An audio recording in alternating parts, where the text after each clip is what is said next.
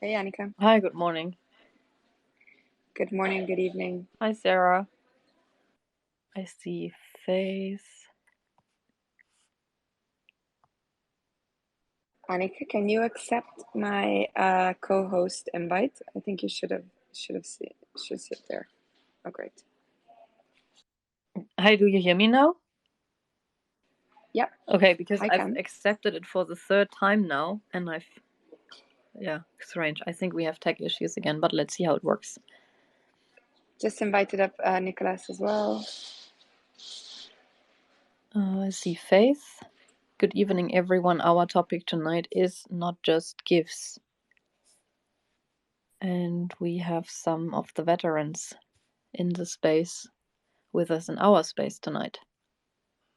And we hope that we don't have tech issues tonight because parallel there's 2 big spaces right now. So we hope that doesn't affect us. Hi, Adrian. Faith, I sent you an invite. I hope you see it. Please accept it. Hi, Jesse. Hello, hello. How's it going?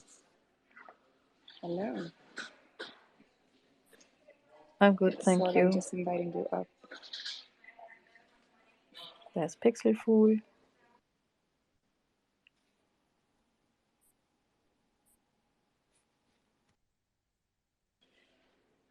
Hi there.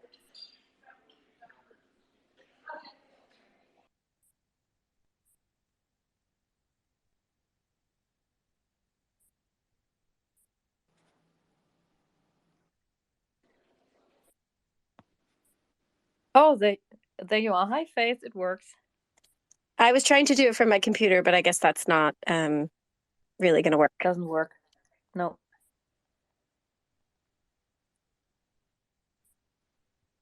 Hi, Josephine. And I think Lorna is missing, right? Then we have them all up here. Okay, let's see where Lorna is. Maybe she comes late to avoid the tricky questions, that we can send them straight to Sarah. Sarah, I've got some super tricky question for you. I'm prepared because Lorna asked us to, so we did it. Oh, great. I'm so glad to hear that. Yeah. Just before we start, a reminder that the space is recorded and that we post all of these conversations afterwards on the Vertical Clip Art YouTube channel for everybody who wants to re-listen to them.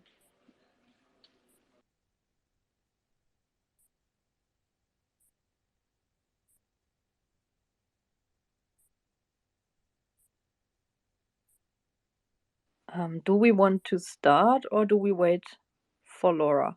Have you messaged her? I can do that quickly. And let's just see where she's at, and if not, we can start. I just messaged her and she's responding. She says she can't get on. Oh, maybe she's up from laptop. She should try from mobile because it doesn't work. Okay. Yeah.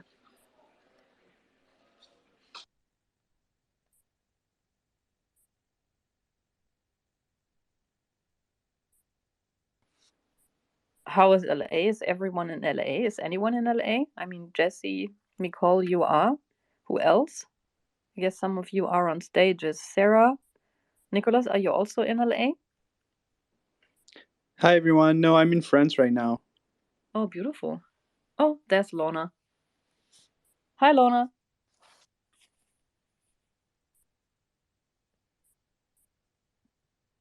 Okay, good. Then I think we are ready to start, right? Then I'll kick it off. So what we would like to speak about tonight is how do artists use GIFs? What does the history of GIF art look like?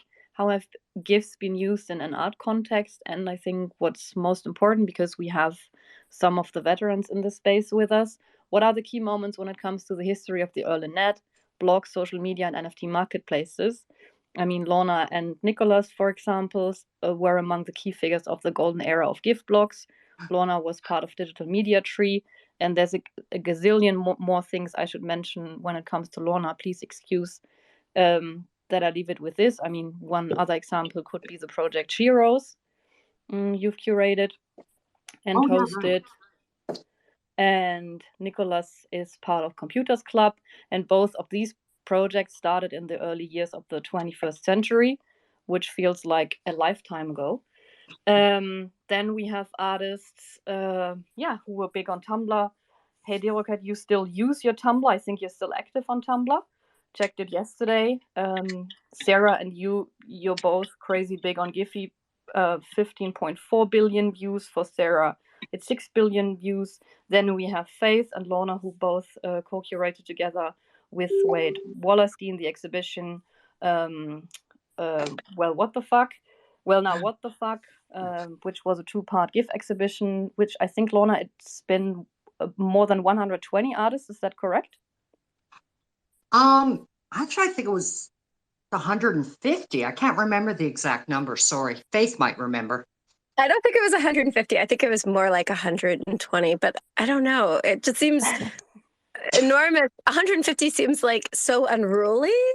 Could we really possibly have done that? I don't know. It was like hallucinogenic time of early lockdown when I thought it was going to last for like 2 months. So I was like, got to get this done. Yeah, you should do a 3rd edition or 4th, and then you might end up with 200 or 300 or so. Okay, cool. So you've both curated that together with Wade. It's still online. You can watch it. It's a GIF exhibition, beautiful online exhibition. Then we have Josephine, who's known for candy-colored artworks, and she has worked with, among others, Pussy Riot. Then we have Pixel Fool, who was able to make a career through selling NFTs and to work as a full-time, and could finally work as a full-time artist for the first time in, I've read, 18 years. And who else do we have then? A.L. Krakow, who's known for his visual language, which is close to science fiction, and he collaborates with street artists to give motion to their pieces. And I think you're considered as one of the pioneers of street art and GIFs. And I hope, I didn't miss anyone. I've mentioned all of you. Thank you so much for taking the time to join us. It's been an honor to have all of you together here. I mean, that's like, so many of you mentioned it. The lineup is like super interesting. Let's start with the beginning, or sort of like where it started. During the early days of the internet, animated GIFs were a popular way to personalize a website. I guess most of us are familiar with the work of Olia Lialina. She's one of the icons of net art, and she, interestingly enough, still describes herself as a GIF model. How do you describe yourself, and how did you get started doing GIFs? Lorna, would you like to start? I started because I was co-hosting a blog with Sally Mackay, and I wasn't interested in GIFs because I didn't at the time, because I really didn't. I thought they were all graphic based, and I don't like drawing. And Sally was doing stuff that was photo based and video based, and at that point I just realized, I can do this. This is interesting now. So I'd say that was like 2003, 2002. I can't remember the exact date though. So that's some 20 years ago, and you're still doing GIFs. Surprisingly, yes. Faith, would you like to go next? Yeah, sure. I was a graduate student when I came to GIFs around 2010. And I was doing it because I was really interested in the web culture of the 90s, and was looking at a lot of kind of early web design and kind of channeling that through this project that suggested that the internet was made of pussies. It's complicated. I was a graduate student. Everything is complicated when you're a graduate student. And so I was interested in the connection between animated GIFs and pornography as the first kind of moving image porn online. And so it just kind of evolved from there. I mean, you also displayed your GIFs on Pornhub.com with the exhibition The Most Beautiful Dick Pics of All Time, I think. Yes, that was a bit later. There was a brief period, sadly a very brief period, where Pornhub was accepting GIFs from everyone, like kind of Giphy style. But unfortunately, Pornhub and all of its subsidiaries have more or less kicked off all amateur producers, which has been really devastating for the sex worker community. And for me, it means like a lot of my work got taken offline. So the dicks aren't on Pornhub anymore. And a piece I did in 2015 or so, Porn Interventions, is also offline. Oh, sad to hear. Yes. Yeah, but I guess you saved them and you can now sell them as NFTs, but let's get back to that later. Nicholas, how about you? Hey, I think I started making GIFs when I was in school, so like between 2004 and 2007. And then I really got into it in 2008, 2009, sort of out of the blue. It was really one of the I think I saw a connection between the aesthetic and the visual language I was trying to explore at the time. I decided after art school I really wanted to explore early computer graphics imagery from the late 80s till the early 90s. A lot of pixelated pattern and color dithering and limited color palettes, and GIFs seem to be really connected to some of that visual language. I think the work of Laura Brothers also really impacted me at the time. I remember in 2008, I created my first blog, and I was reading Rhizome at the time, and I saw a post about Laura Brothers' works, and then I went to explore her blog called Out for Pizza, and that really blew my mind, and I started talking to her, and that really motivated me because prior to that, I didn't really have any awareness of artists working with GIFs, so it was sort of a very solitary and ignorant sort of exploration. And from that point forward, I started learning more about it and discovering more artists who were engaged with the format. And you were part of, or are you still part of Computers Club? I think you're sort of like still active. Is that correct? Yeah. So I think like me discovering the work of Laura Brothers created this conversation with Laura Brothers, and then Laura recommended me to Computers Club, and then eventually Chris Wood contacted me to join Computers Club in 2009. And yeah, I'm still part of it. Although the collective is not really active anymore. I mean, some artists still post works, but I would say like the peak of activity was really from 2009, 2010, all the way to 2014, 2015. That's really when that collective of artists was really, I don't know if I could call it a collective. I think it's like an internet surf club / collective / artist group. It was quite active at the time, and now it's still somehow active sporadically, but really 2010 till 2014, I think, was when it was really, really, really active, and lots of artists working with GIFs on that collective. Thank you for the update and on Computers Club. And I think, let's see who makes sense next. I think, hey, Deroka, do I pronounce your name correctly, by the way? And you're based in Istanbul. And is it okay if we say your real name, or is that more like, it's all okay. Hey, how are you, everybody? How goes? Thanks everyone for coming up. Your name is Mert Keskin, is that correct? Yeah, definitely. Mert Keskin is my real name, and I use Heidi Rocket as a nickname on the interwebs. So you were part of the early Tumblr culture and quite quite famous back then, and you've been one of the Giphy editors, and I think you still work in that mindset, like putting out work every day. How did you get started with GIFs? Yeah, thanks for the introduction. Yeah, it's kind of like that. Started making GIFs in 2008, and then uploading the GIFs I made on Tumblr. Back then, Tumblr was the thing, everybody knows, I guess, the Tumblr. Then became popular, and Tumblr itself asked me to become a GIF editor, which means promoting the best GIFs around the Tumblr all day, like daily 10 GIFs kind of thing. And then sorry. I was gonna say before I get this started, big shout out to Lorna Mills. Enough respect, top of the line talent. Much love to her. Aw. I was gonna say that first, but I'm so excited and stoked about this conversation. Lorna Mills, I love you. Then Love you back. Giphy came up, taken by the storm. Like that, yeah. Before the Tumblr, I created animations using the old softwares like Deluxe Paint and Brilliance with my Amiga 500. Then I used Flash on the interwebs sometime. Like that, yeah.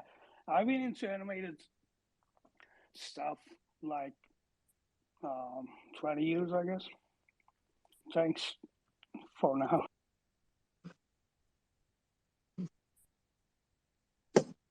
Thank you so much. After having you speak about Giphy, I think it would be good to hear Sarah next, because you're also quite big on Giphy with a couple of billion views. How did you get started with GIFs?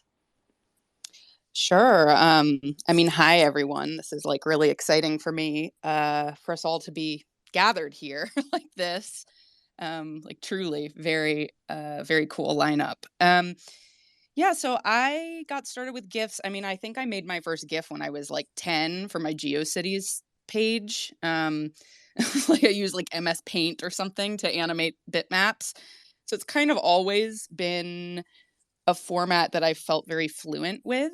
And I've talked about this a bit before, that like my original art practice was photography, and specifically film photography. And I was very into that as like a teenager and in my early 20s. And I would sometimes like, take series of photos and like create GIFs out of them to animate them.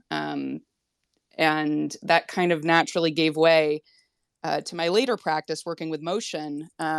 I think like what catalyzed that is in around 2009, I got very active in a community called Dump FM.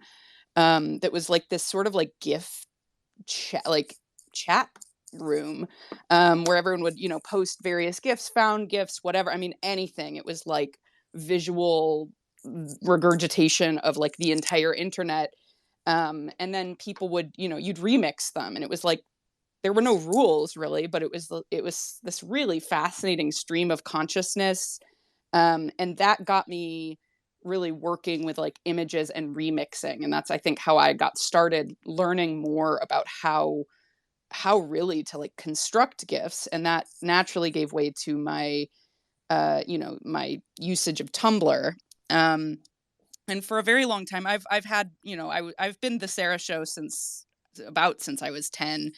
But for a long time, I worked collaboratively in a creative studio called The Currency, which had nothing to do with cryptocurrency. It's just a weird, it's just a weird synchronicity there.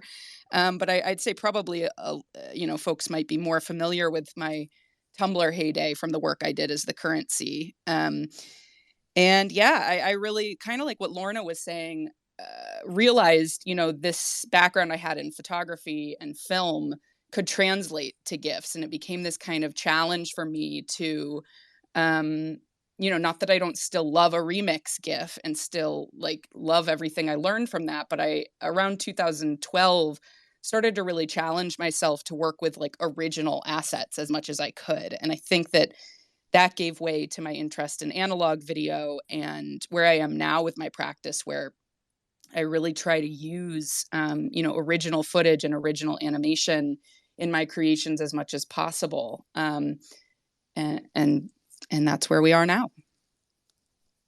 Thank you so much. We'll get back to that later. The usage of found imagery and references to films and how important film is for the medium of GIFs. And I think it might be because you've just mentioned Dump FM. It might be interesting to know for some people that Ryder Ripps is one of. Is that correct? He's one of the co-founders of Dump FM.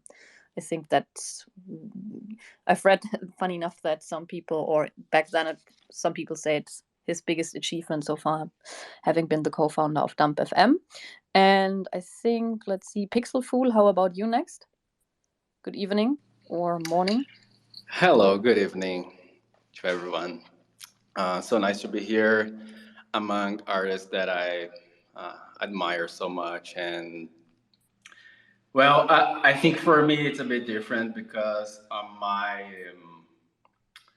involvement with GIFs came way before I even understood the act of publishing things on the internet as a artistic movement or expression. I remember that when I realized that we could create things and publish them and have things available for the world to see them, it was like kind of like a magic to me. And I used to have this uncle which used to be super tech savvy, and I remember the first time that he showed me how an FTP worked, and from there I started to experiment with creating things. I think at the time my big references were like i4u and 2Advanced and those super dynamic and interactive websites. And I think I started to use GIFs to somehow mimic what you could do with Flash at the time, because I still didn't have the knowledge to create more complex systems in the web. And but to me, the fact that you could use your pointer to interact with something and see it changing through time was so interesting. And only later, I think I started to experiment with things that would be more artistic.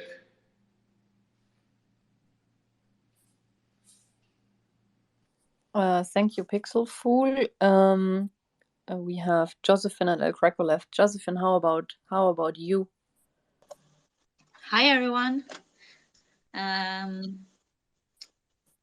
would say the first GIF I ever made was for the Giphy Post-Vision exhibition in New York back in 2016. And I made this twerking alien who got some 50 million views, I think. And yeah, that was like my first experience with making GIFs, but of course I've enjoyed them for a long time. Yeah, from that I experimented with making some reaction GIFs and made a cute little bear or creepy bear. I mean, it's used for a creepy react on things. So it felt like kind of surreal seeing these numbers, the plays on the GIFs on Giphy. But it kind of started from there. The interest for the kind of the reaction part of GIFs, well, where people post them as a reaction to things. Yeah, and I haven't really worked with GIFs so much since then. I just started again making some experiments with 3D rendering and mixing it with retro filters and different types of retro rendering. because I usually make a lot of really crisp, high definition stuff. So it's a nice break from that, and I really enjoy it. So yeah, that's my GIF experience. Thank you. Yeah, the twerking alien is Yeah. well known. Thank you for being with us. And last but not least, El Greco, and then we are done with saying hi to everyone and learning about the history. What's your story with GIFs?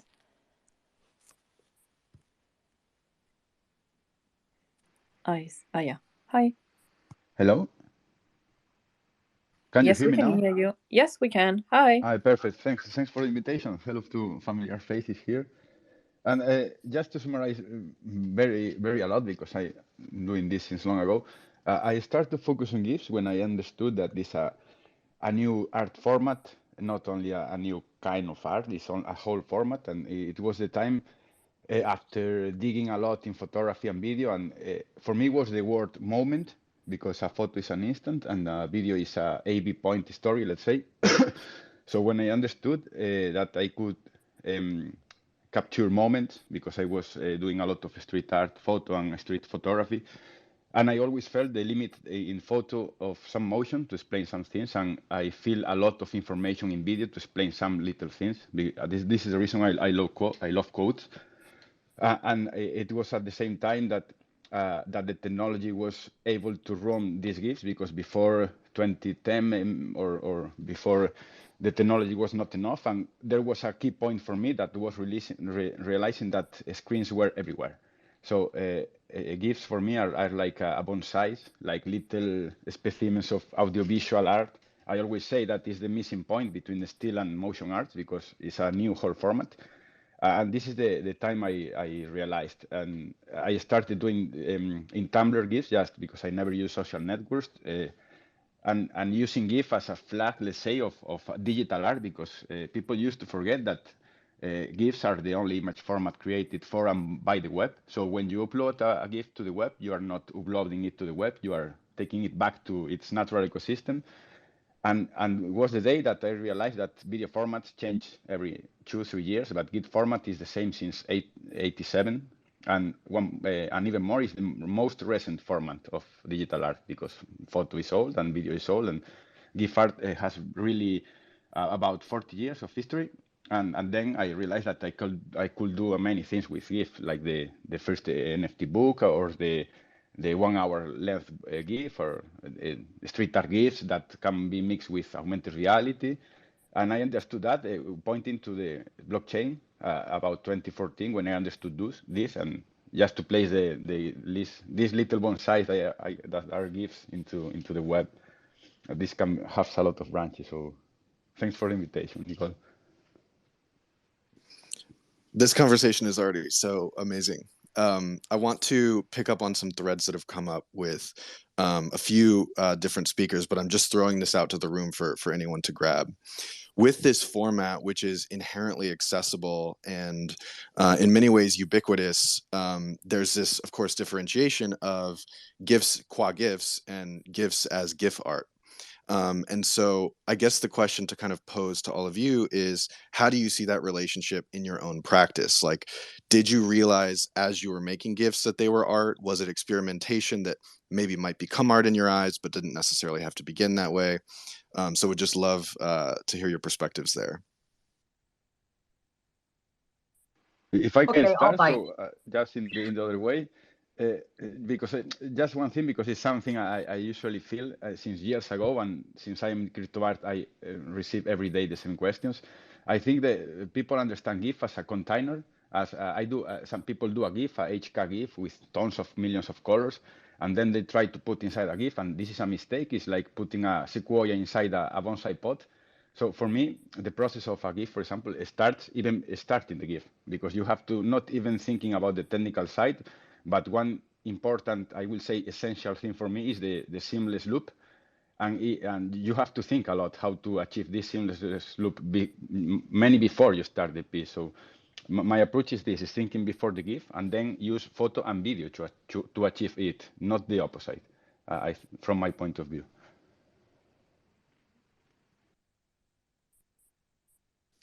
I'd love to speak to this. I think that, AL touched on something important here, which is that GIFs are just a container, right? I think that I often wonder if in the future this notion of GIF art, or now what we have, quote unquote NFT art, we'll probably have different terms for it in the future, and we'll look back on this time and sort of laugh about the obtuseness of referring to such just those of us up here speaking alone, the diversity of our art practices is wide, and it'd be kind of like calling all painters, canvas artists. That seems a little weird, right? So there's something to be said though about the continuum of art, and the continuum of how the container does inform whether that is art with a lowercase or uppercase A. And when people work on canvas, because there's a lot of resources that have to go into creating physical artwork, it is typically understood always to be art with a capital A, whether it's successful or not. And GIF has been this funny container that, because it did begin as sort of internet ephemera, I think for a lot of us, it probably has been that experience of maybe even when we started working with it, it's almost because it wasn't precious, there's such a liquidity to GIFs, they flow so freely throughout the language of the internet that I think it's what allowed us maybe to develop such distinct practices, because at least I'll speak for myself. I did not go to art school. I've always been an artist and very interested in the arts, and have self-educated in that regard. But that's been very freeing, right? It has allowed me to develop a language around what I'm doing. And then the medium of GIF has even furthered that. If no one was taking it seriously 10 years ago. And it's something I know we started investigating around then. My creative partner and I at the time curated a show called Prism Pipe in Los Angeles. Several of the people on this panel showed work there. And we were kind of already beginning to think about, all these creators we were seeing whose work sort of began to transcend the realm of internet ephemera. On Tumblr, I could see it, how it was wow, these are some of the most magnificent artists of our time. And it's because this medium in its simplicity does allow for sort of an infinite amount of depth. And so it's kind of interesting to be here with all of you now, these years later, in this moment of the nascence of the metaverse, that, we're finally seeing folks acknowledge that, yes, it is art with a capital A, or at least some folks. I think other folks are maybe very triggered by that notion. But yeah, it's all to say, I think we all, or at least I'll speak for myself, it began as play. It began as an unnamed and uncontained experiment. And over time, it's just such an open blank canvas that, yeah, I think many of us did reach a realm that was more of, serious art practice. If I could jump in here and maybe push back a little bit. I mean, what first attracted me to GIFs was actually the vernacular language of GIFs. And that's something that is interesting to me in my practice in general, the language of YouTube, the language of porn sites, and using that. And so I always, I always knew I was making art with GIFs, but actually I think it's a medium that's really interesting because it always kind of was rooted in this user-based vernacular culture. And I think a medium like photography, which is actually the discipline that I kind of academically more properly come out of, photography as a discipline is kind of having to face this now. Now everyone is a photographer, so how does it respond? But when we were thinking about something like GIFs, it was always that, right? It was always on, you know, a GeoCities website. It was designed, the format is designed by CompuServe. Like, it was always in service to a kind of average user as opposed to a fine arts user. And that, I think, is actually what makes it interesting, and also what makes it move through the web really fast. I mean, it's really fun for me to see people like using my GIFs in like their, like, you know, baby born announcements or like Happy New Year or whatever, and totally like recontextualizing the work and having it kind of transmitted in that way. Like, I have a GIF that I made as part of a series called Visual Orgasms, which is about the visibility of an orgasm, particularly like cis male orgasm versus female orgasm, which would be less visible. And it was used by my daughter's preschool. So I think that kind of like slipperiness of things being fine art, but also being able to kind of like work in disguise as just like these regular aesthetic objects that we use for totally other purposes is one of the most interesting things about GIFs.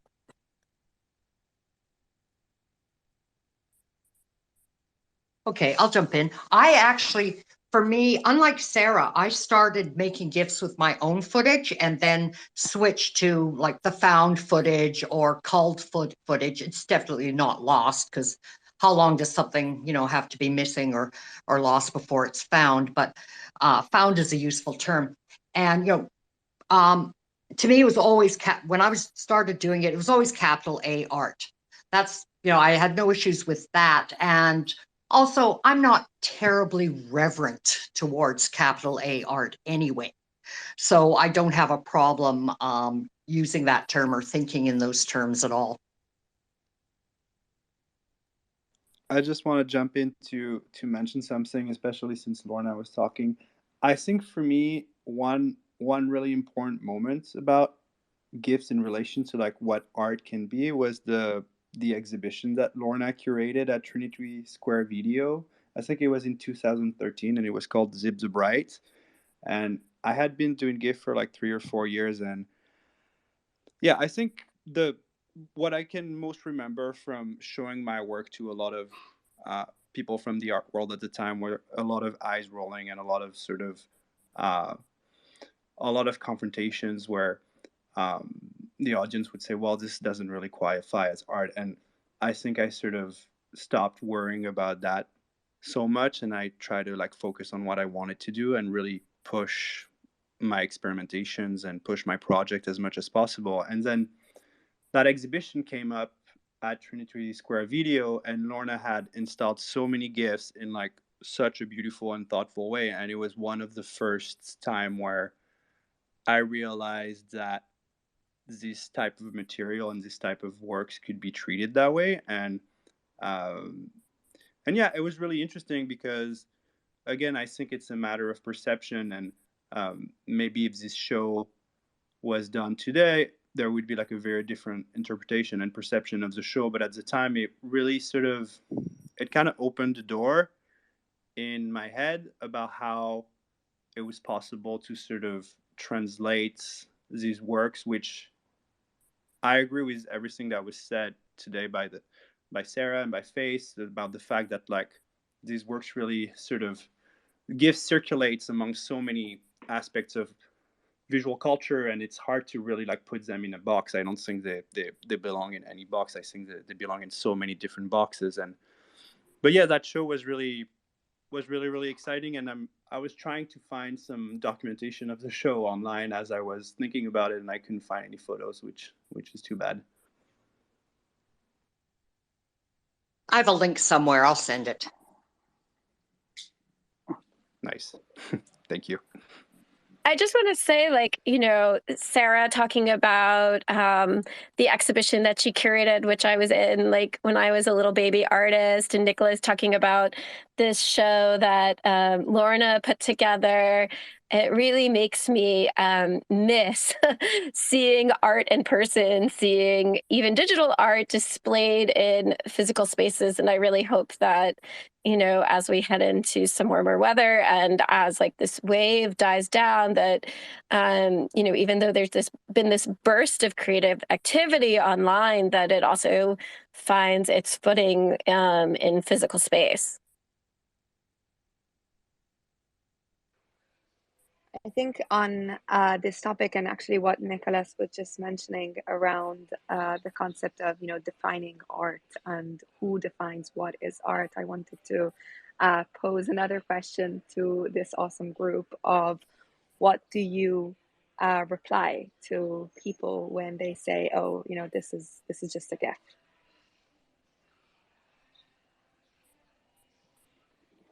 I can jump in. GIF is art for me, period. It's always been art for me. It's art.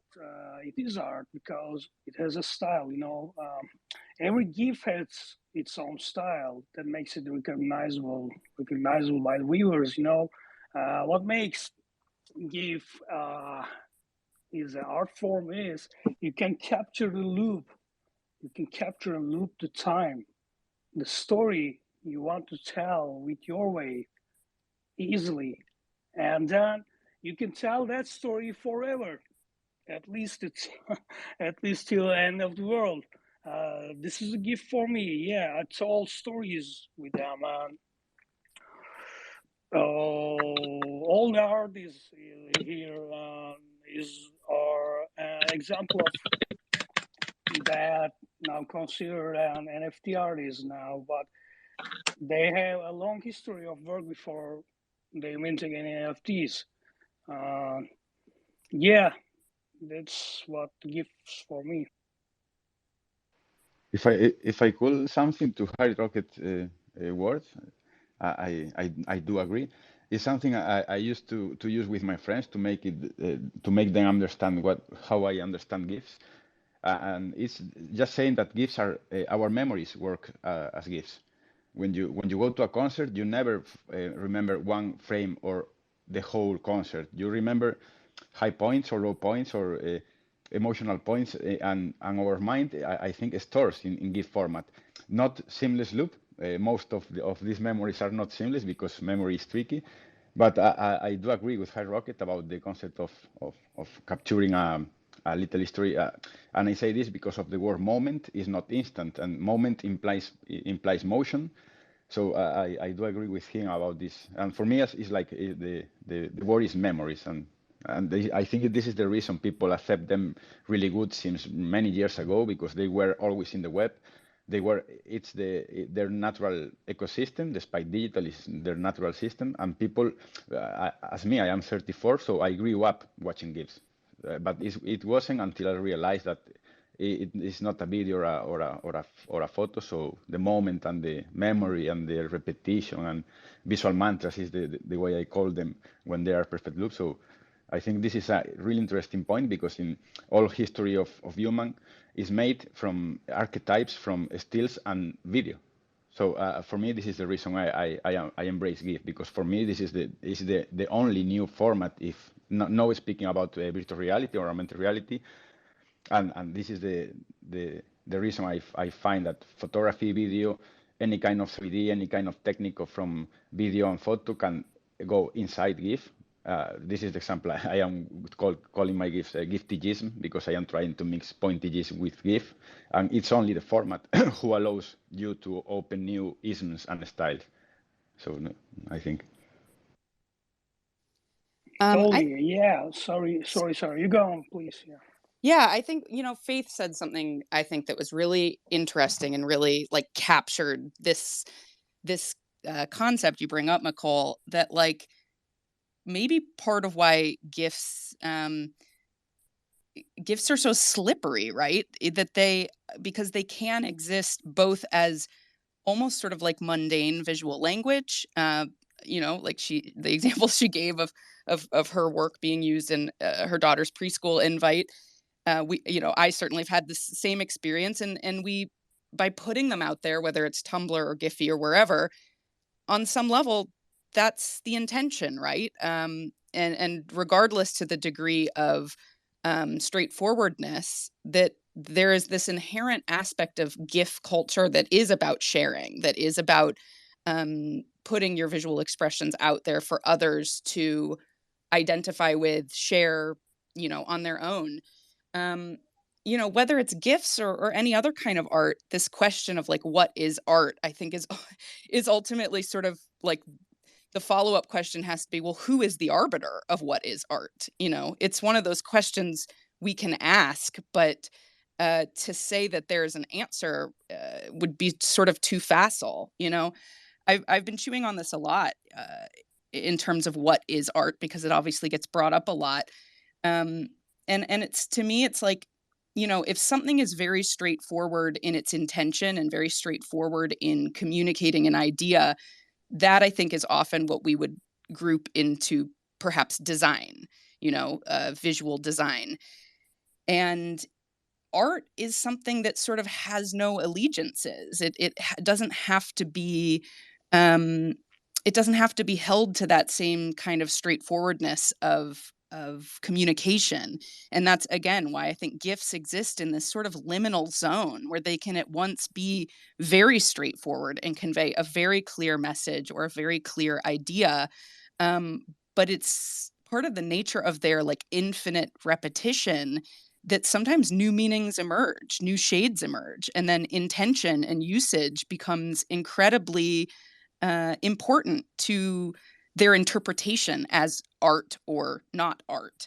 I think it's that, again, it's like nobody really gets to be the arbiter of that, but intention, usage, and presentation, I think, are a huge part of what we interpret as art. If I may briefly throw one thing in, I mean, the interesting thing is when the NFT boom started and people and mainstream media outlets started looking at NFTs, I mean, I've read so many times and I still read it and I hear it so often still, it's just JPEGs and it's just GIFs. And I mean, GIFs have a very long history, I think now 25 years or even more. They've been exhibited.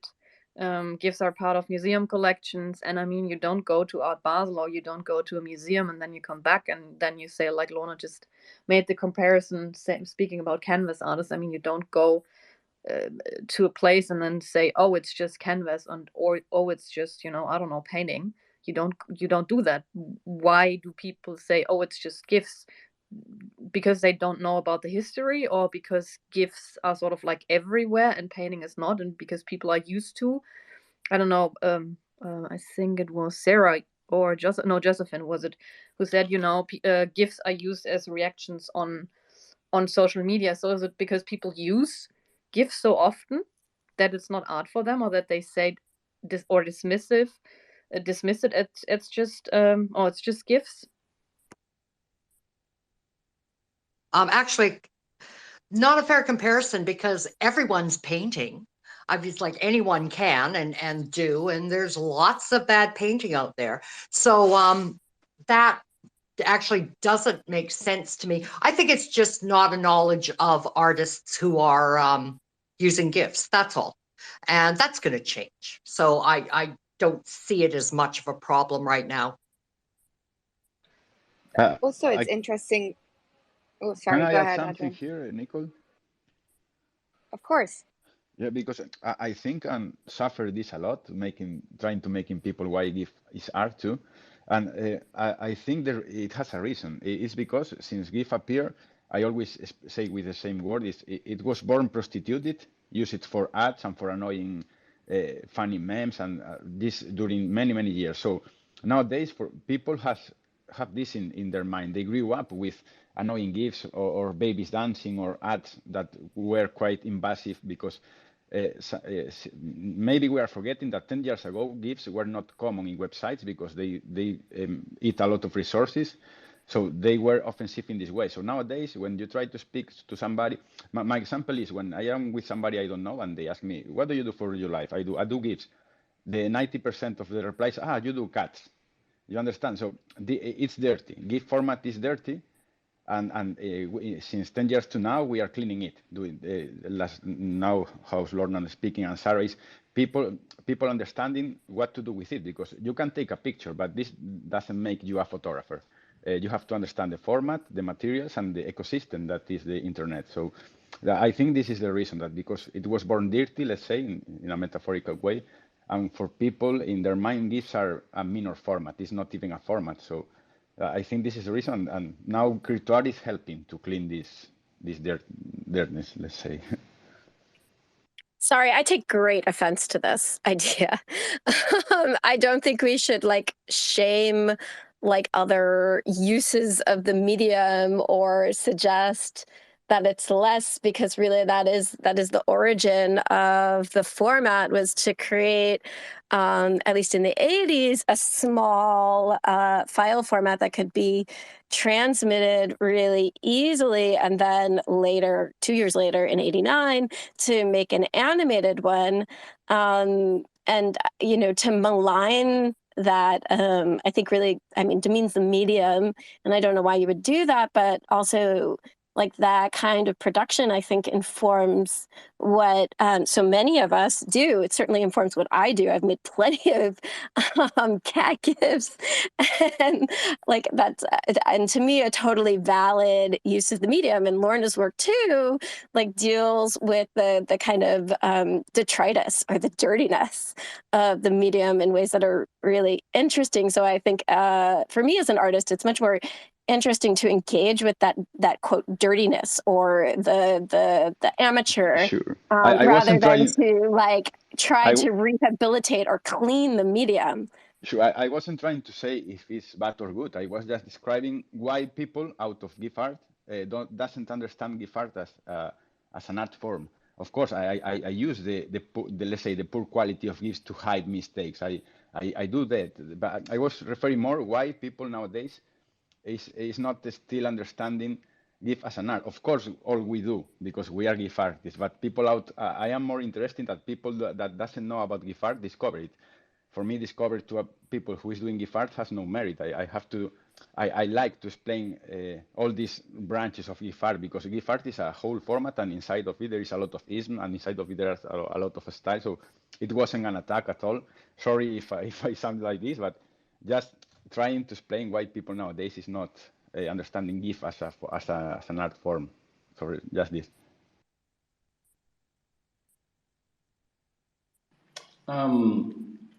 There's one thing that makes me think when we were discussing about other mediums, that I think that when you're talking about painting, for example, and the canvas, you see almost an unlimited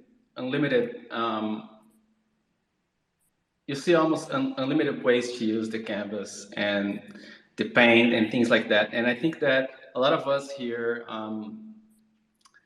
work with obsolete technology, for example.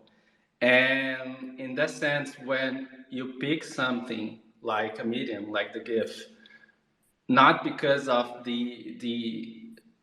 because it has a high technology and can do anything, but to use its restrictions as a form of expression, it completely changed the way that mediums will behave, right? So this kind of choices doesn't even happen in all kinds of medium, and I think that makes the GIF such a special medium.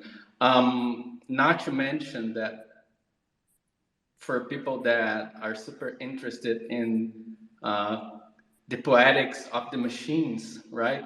When you have all those restrictions and you have to examine the colors and how to achieve certain things, I feel that you're almost closer to the machine. And now we have the technology to do almost anything with a computer, even with mobile phones.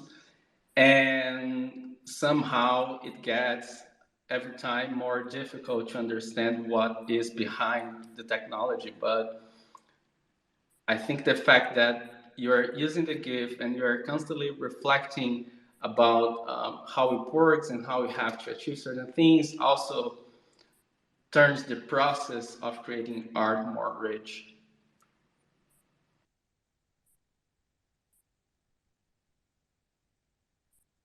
Yeah, just to bounce back on that idea, and in regards to the idea of, why people are pushing against GIFs as art. Uh, for me, like throughout the last 10 or 12 years, I've been making animations. I found that connecting with the people who appreciate the work or connect with the work has always been like much more meaningful and much more productive than with the people who push back against it.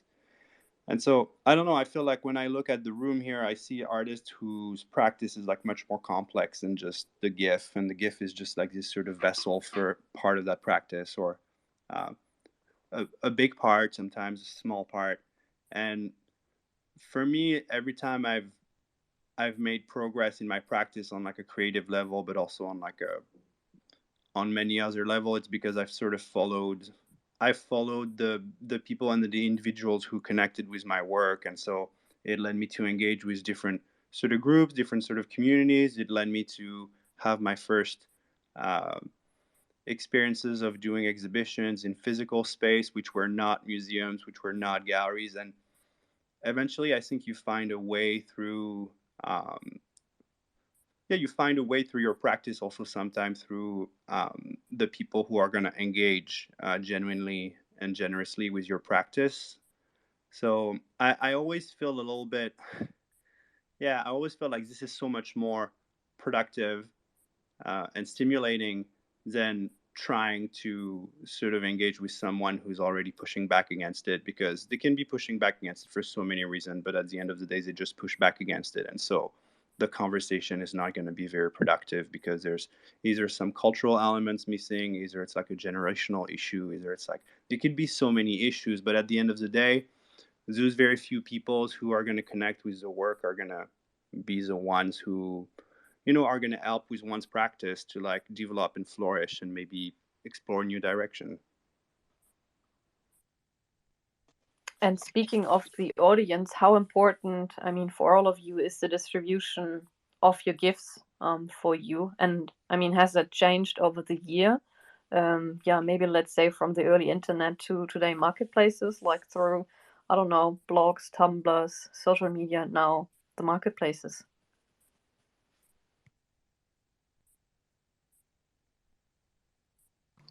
I mean, I think we all have listened some collectors in the NFT space saying things like, "Oh, only on-chain art is really valuable because it will forever stay in the in the blockchain, and IPFS is a problem." I think right now, at least for me, what is important is the reflection that we are all making, trying to preserve digital art. As I was thinking about this talk, I decided to go through some articles, and it's very common for you to go after some works from the past and you just don't find them. So the fact that we are driving this conversation about preserving digital work and we are taking nice steps seems to me like a good way and a good conversation to pursue. I think it's also important to look at this with like a longer historical lens. I think that there's a good long history of media not being considered art until, they have kind of reached a certain life stage, shall we say. We can see that with photography. We can see that with video art, even performance art, which has like a lot of historical roots that set it up, and yet still.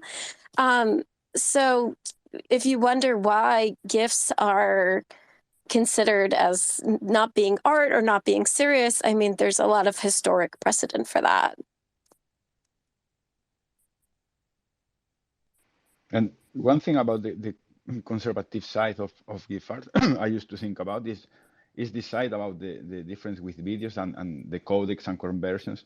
I usually describe GIF as the beer or as the bread, because it was always with us in human history, but never changed. It's always adapting, and GIFs is the same. And since they born, they are in the web. And You can see from some of us a GIF from 2014 or before, and watch it here now, and you will see that there is no, how can I say, erosion, let's say, digital erosion. But if you see a video from 2014 and the videos of today, there is a huge difference, and it's normal. So, in addition for the conservative way of digital art, I trust on GIF because it's a closed project. The only thing that we'll be developing is the technology that will allow GIFs to run better, and the same for the web, because GIFs are mostly on the web. So this is the reason why I consider GIF as an important part of crypto art, because it's digital, it's strictly digital. So this side of conservative art in digital art is a nice them, I think.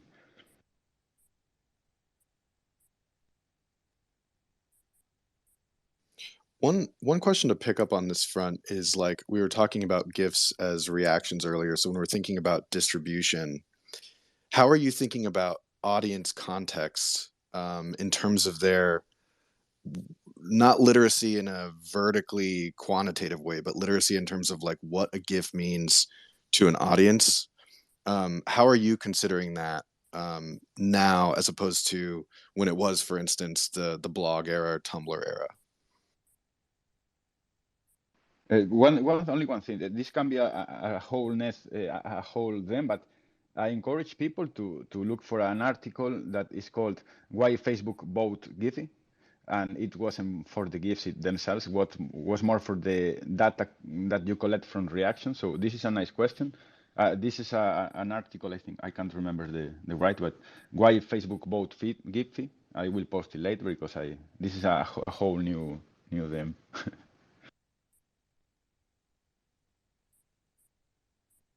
Actually, one thing I encounter a lot is with the GIFs and with public, of course, is like, and Faith would have this issue too, is the stupid, like the community standards idea of various social media platforms. And so that's like, I'm always, thinking about that and how many times I've been warned and what I've been warned about.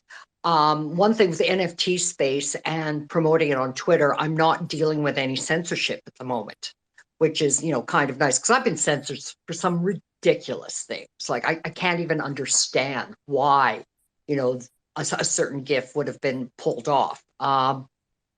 So, I mean, that's, from my end and my peculiar little issue.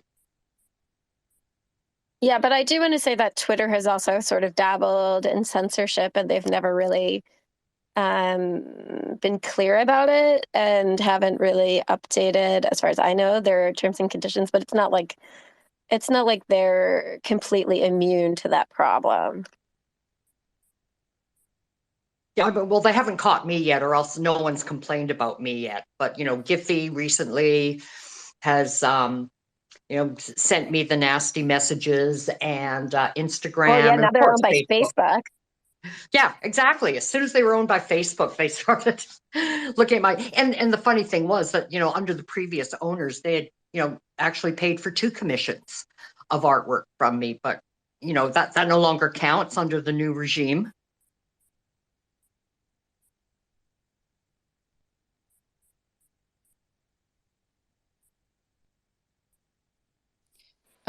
Yeah, you guys are bringing up some really, I'm like chewing on all this, and like, the fact that we're even all talking about this right now, I think, is we're acknowledging maybe a moment of shift, right? A shift in how we understand GIFs as art, GIFs within our own practices. And speaking to this idea of literacy, it's like, it brings up for me this idea of just aesthetics, right? That art is like aesthetics plus concept plus, I don't know, the ineffable soaring of the human spirit, perhaps. This may be a way to put it. And I think that what's fun about GIFs, or what makes them, I think, such a delicious art form, is that immediacy of aesthetics, and that immediacy of people don't require context to see it and go, ooh, I like it, pretty, I want it, like, pretty, I like it. And I think, like speaking for myself and the shift I've experienced, having been someone who was very reliant on the GIF industrial complex that perhaps Giphy represents. You know, this shift towards like, how do I want to put it, of artists having more sovereignty in a way. And again, speaking to my own experience in that, of sort of going, these GIFs we create, each artwork we create, you know, can exist on its own, can exist on that purely aesthetic level. But I often like to say about my art, and the fact that I specifically work with obsolete technologies paired with cutting edge technologies, is that in my case, I use nostalgia as a Trojan horse. And I would say in a lot of the GIF artists who I've followed and appreciated over the years, a lot of times the aesthetics are a Trojan horse. And what I mean by that is that aspect of pleasure that you get from the aesthetic is what draws you in.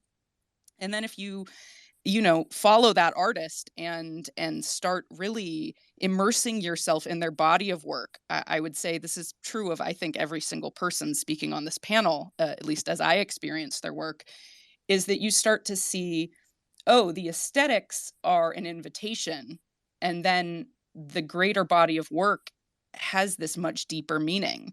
And you see how, I mean, it's what's great about artists beyond our little realm here, you know, of any artist, of the joy of watching an artist develop their work over the years, or, you know, looking back on artists of the past whose work is now complete, is that often great artists don't require literacy to be appreciated. And by that, I mean, Jesse, I mean, literacy is the way you used it, of they don't require deep, you know, art historical understanding. It's often like a child can be put in front of certain artworks and they go, yes, I like this. Yes, I'm having an aesthetic response.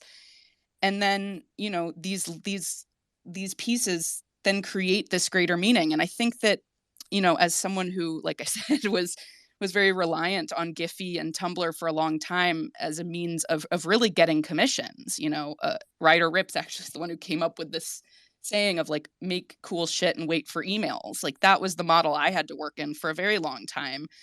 And we relied on these various platforms to distribute our work, in the hopes that people would see it and be interested. And the dream would be, oh, people who want to commission it in truly like a fine art context. And sometimes it's not that. Sometimes it's like Doritos wants you to make a GIF for them. And you're like, oh, okay, shit, I guess I have to do that, because I need to keep supporting the work I really want to do.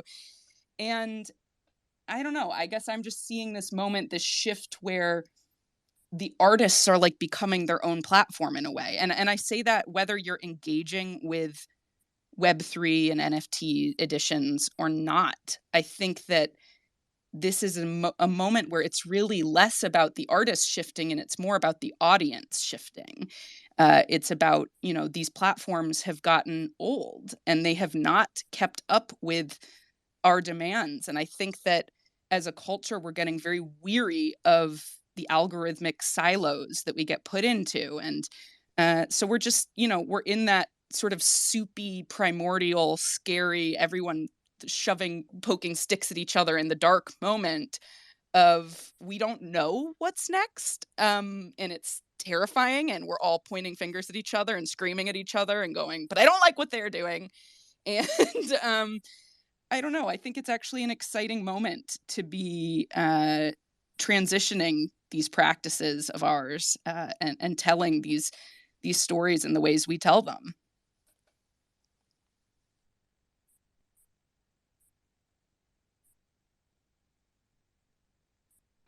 Mic drop, Sarah.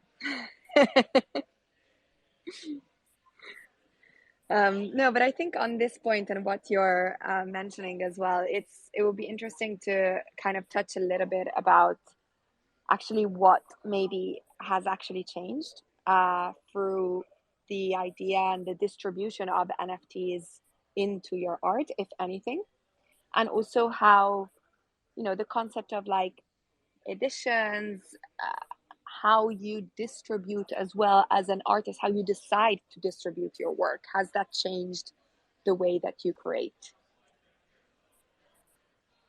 One thing that NFTs kind of changed for me was, I mean, most of my work, I'm focused on installations when I'm creating like large collages of, you know, many animated GIFs. And the NFT thing was what I'm doing most of the time now is creating tokens of those larger art pieces. So like single serving GIFs placed on a color field. So there's only really two elements of the GIF and the color. And I had no use for them in that way before that, in that I never could figure out a different way to show them as singular GIFs. There was like in a grid, you know, it all bored me to tears. So this was just another, you know, aspect I could use of the work I've been doing anyway.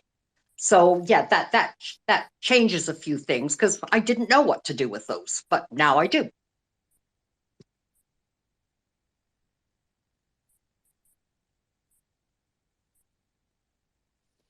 Yeah, I'll speak to this. I've been editioning my work now as NFTs for about 3 years, and of course, I recall for the first 2 years of that, nearly, no one really cared what we were up to, and no one really knew what it was, and it was not in any way, shape, or form like politically divisive or it was we were like outsider art dorks, and kind of just like exploring this this mechanism, right? And in my case, I really like learned about the potential for NFTs.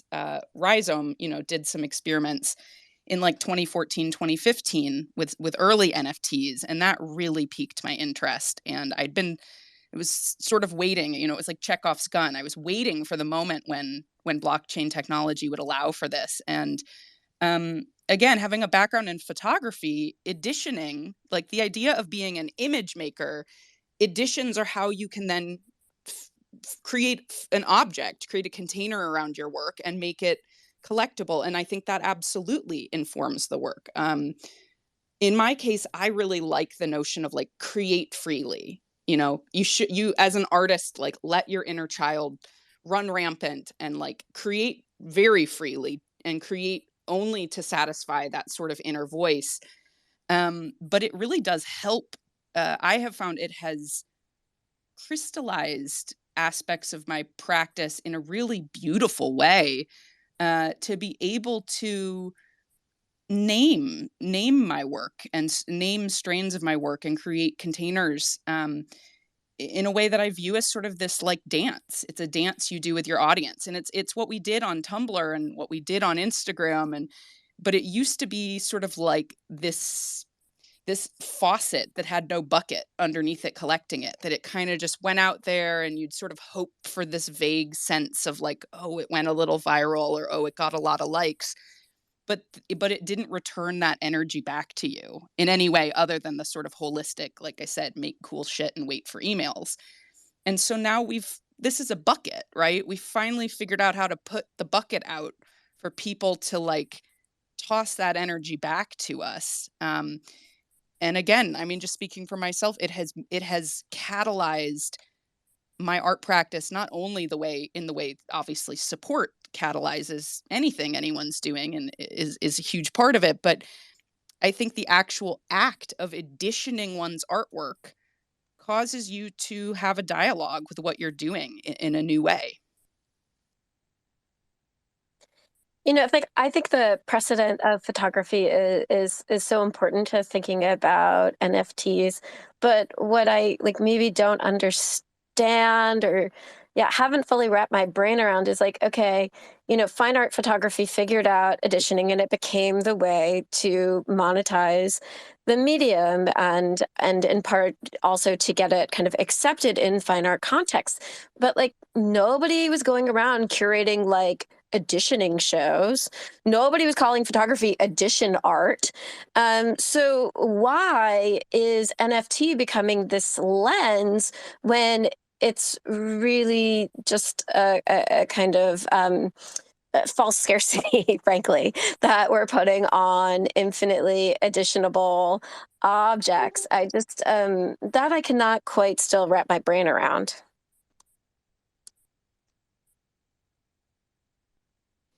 Josephine, we haven't heard from you in a little bit. Would love to invite your perspective here.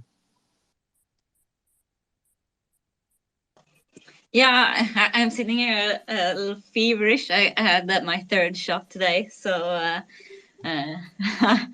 I'm not really a GIF artist. I feel like I'm sitting here with the imposter syndrome or something, because I'm a 3D artist, or maybe an Instagram artist or something. And it's more recently with NFTs that I've gone back to making not GIFs really, but GIF inspired art pieces. And as some of you said, it was this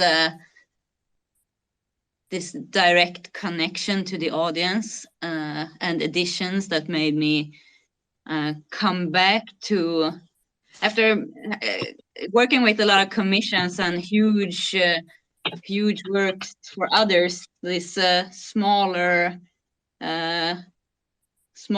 edition pieces really made me come back to myself and what I wanted to do and what I liked for me. And people really responded to that. So it was like I was piggyback riding on this GIF culture, and also a lot of pixel art culture that's been really had a really cool renaissance with NFTs, I think. And I really enjoy discovering the space again.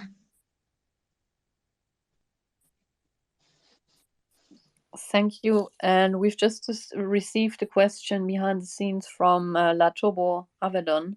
They are listening. Thank you. It's a huge honor to have you as a listener. And we are aware that you would also have been great to be up here with us on the panel, but you've been with us, I think, 2 weeks ago. So here's a question.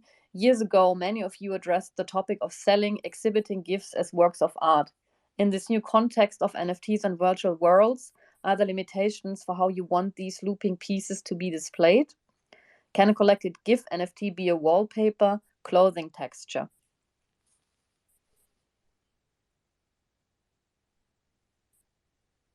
Who would like to answer the question? I mean, I feel like anyone. Go ahead, Lorna. I was just going to say hell no. So, go on, Nicholas. I agree. Fuck no. Go ahead, Face, if you want to talk about it. Oh no, Nicholas, I've been talking too much. You go. Okay, well, I mean, I feel like it really depends on the artist, and it's like everybody's going to have a different opinion about this. I have a funny story, because when I started selling NFTs in February last year, I had a very serious meeting with my gallerist, and I was like, okay, is it going to be a problem if I sell my work as NFTs? And it was like, frankly, we have like 0 collectors interested in buying your work in digital animation, so I don't see it as something that's going to be in conflict with the business of the gallery. So just go ahead. And that's kind of like maybe not responding directly to the question that's been asked, but sort of like echoing like other conversations prior to that. I mean, I've been making animations as wallpapers and installing them as wallpapers into space. So if the opportunity came, I think I would definitely consider it seriously, but that only engages me in my practice, and I don't think it should be made out a rule for anyone. And I think, there's lots of questions of like authorship, licensing, and a lot of other more complex questions regarding NFTs that I am definitely not well versed enough on the topic to have like any sort of informed opinion on. So it's kind of something that I take like sort of case by case and day by day. But yeah, to like reflect back on what was said earlier, I think if anything, what I find really interesting about what's happening with NFTs is that it also tends to value a really, really, really, really broad and very heterogeneous and very, very diverse and complex sort of group of practices that pertain to the digital and pertain to like the creation of digital works. And all of a sudden, it really values these works. And so maybe some consequences of that are going to be negative. Maybe some consequences of that are going to be positive. But I've had personally, and that's just my own experience, but I've had so many interesting conversations over the last year with people who paid a little bit of attention to what was happening in NFTs, and this conversation led to really interesting conversations about, a lot of different types of digital media, how it's perceived, how it's not valued, how it's starting to be valued, and that aspect is something that I'm really interested in, and I think, I don't really have like a clear conclusion or anything really specifically fixed to say about this, but I think it's a process and it's a phenomena that is like playing out right now, and I'm really interested to see where it's going to lead. Nicholas, I so love your wallpaper GIFs, and I followed that work, the entire time that you were making those and curating them as well. But I think that's kind of a different scenario because it was made for that purpose. Maybe I'm misunderstanding the question, but I thought Laturbo's question was more about translation. And for me, when I'm working with GIFs, there is a kind of medium specificity. I'm working with GIFs for a different reason, like for, a reason that's related to the medium itself, whether that is a historical reason or a conceptual reason, or it has to do with where and how it's going to be installed. There is a kind of specificity to the work that I'm making. So for someone to take that work and try to put it on a wallpaper or try to put it on a t-shirt, transforms the work in a way that removes part of its meaning. So that's not cool. I've always thought of myself as like fairly agnostic about how my work is displayed. Like, you want to look at it on your phone, that's great. You want to look at it on a giant projection, that's great. But a t-shirt, not unless I've decided to put the work on the t-shirt, not unless it's made for the t-shirt. One thing I would like to say, I strongly agree with you, Faith. And one thing I would like to say, because it's something I am being asking by collectors and so on, is the, how can I say, for NFT and crypto art to GIF to live properly, I think we have to have in mind a balance between quality and size, because I'm seeing that there are a lot of GIFs that are 60 megas or 70 megas that for me, a GIF over 20 megas is impossible. I never do, if I can, a GIF over 20 megas. And the reason is if the same as if you paint in your room a 3 meters painting, maybe the paint is nice, but not everybody has a 3 meters room. And in kinds of GIFs is the same, because when you want to translate them into a digital canvas, for example, some digital canvas don't run good with big GIFs. And at the same time, this is the reason I offer also a video loop, because all my work in GIFs is previously a video. But I think people is having this what I consider mistake, to have a 50 megas GIF when you can achieve it in maybe 20 or 10 if you know better the format, or some tricks like using Cinemagraph or understanding better how frames work, because most times you don't need 60 frames per second and so on. So I think it's a problem, because people, collectors, ask me to loop other people's work to fit in a GIF, and this is weird because it's not the same. So I think the knowledge of the format is essential to understand how to do a proper canvas in the web, I think.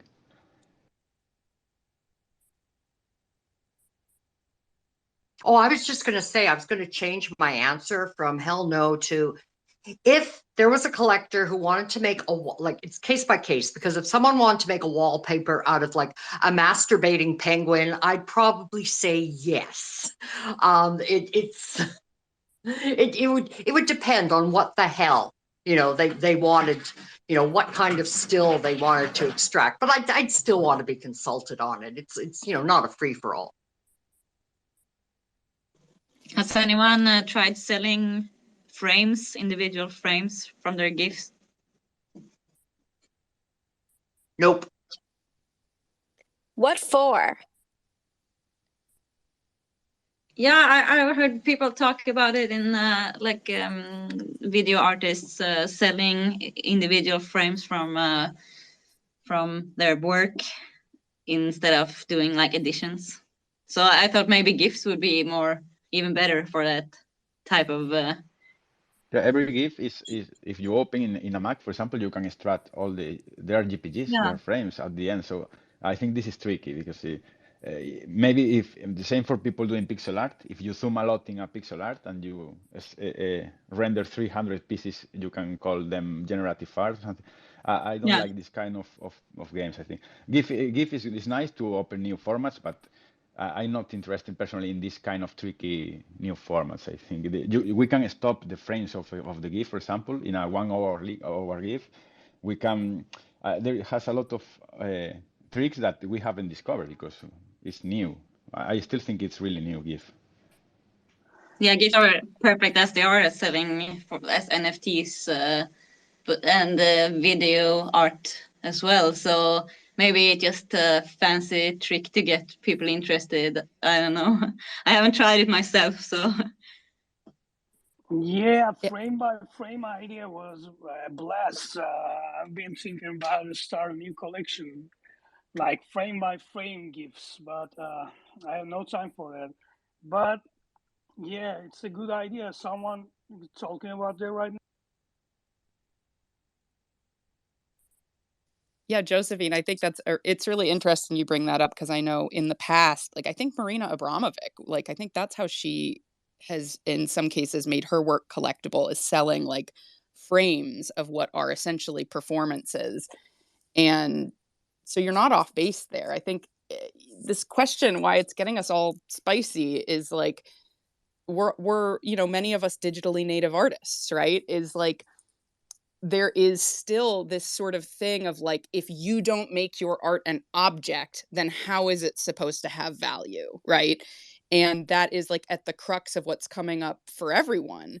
And you know, to speak to La Turbo's question, it's kind of like what Faith said, or you know, what a few of you have said, of like, if it's the artist's intention to create a physical object, then great. I think there's absolutely scenarios that in this emerging way of editioning our work, there are so many scenarios in which meaningful, interesting, physical objects that correlate to NFTs, you know, can be created, of course.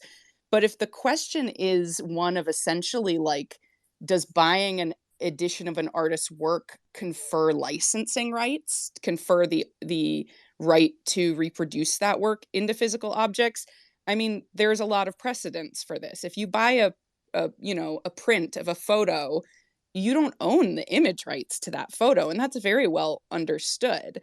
And what we're all doing here, you know, we're all saying digital art has value, and an edition of digital art has value unto itself. And I often find, you know, I've spoken about this before, that we've all, or I'd say many artists I know and admire and love, and myself included, we have this inevitable moment when we're working with NFTs where we go, I know what I need to do. I need to create a physical to pair with this NFT.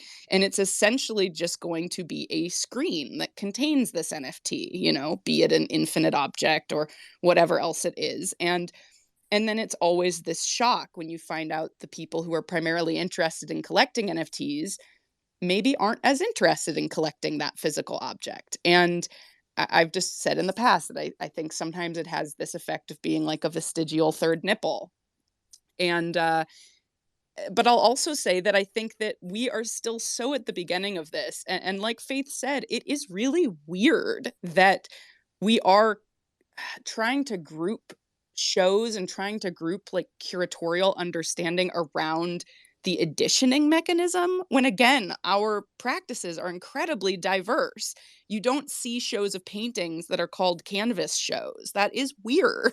It's what I mean by, like, in years from now, I think that the semantics around this will shift, and it's just an indicator of you know, a new modality emerging that we don't quite know what to call yet. We don't quite know how to approach it yet. And of course, there has been this whole aspect of financialization that has come in that has exacerbated that weirdness. But it's all to say, like, again, it's wide open for the taking for anyone who wishes to create hybrid digital and physical artworks and shows. I mean, the possibilities are endless, but technically no, unless it's inherently implied, the purchase of a digital art edition does not confer image rights typically. One thing that also comes to mind is, I mean, I do my art with code, and so I kind of close to the generative art community, and I always find interesting that somehow, the first thing that you see when an art blocks project goes live is collectors asking if they can print the pieces. And sometimes I wonder, of course, I agree with you on the ownership side of things. I think most of us must have went through those questions when you mentioned that you are selling your work as NFTs. Like, oh, but how people use it? Like, why people buy this? Do they keep looking for it? And I wonder if somehow we have right now with, and talking now again about distribution, if sometimes this attempt to print the work and isolate is not to figure out better ways to somehow appreciate the art, because people think the platforms have a lot of noise. And I wonder if we are going to have in the future, for example, platforms that are focused 100% on showing and displaying art and not only selling them, because I feel that sometimes that's the attempt as well, right? Maybe I want to isolate this piece because I want to look at it with more attention and things like that, which is curious because what you're saying about GIFs having this way to get your attention and make you almost go into a trance, looking into it, should be enough. But I don't know. I think we still have to understand what ownership means.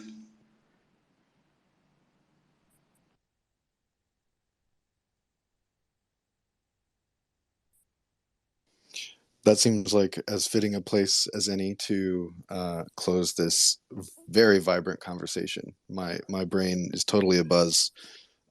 So first of all, huge thank you to all of you. And if everybody could join me in a huge round of emojis for this amazing conversation with these speakers. Yeah, crucial thanks out to all my collectors and fans who supports my art since the beginning. I love you all. Thanks for coming up. Enough respect to all the artists, all the speakers. Lorna Mills, love you. That's all. Have a good one. Thanks, everyone. This was fun. Thank you for having me. Thank you.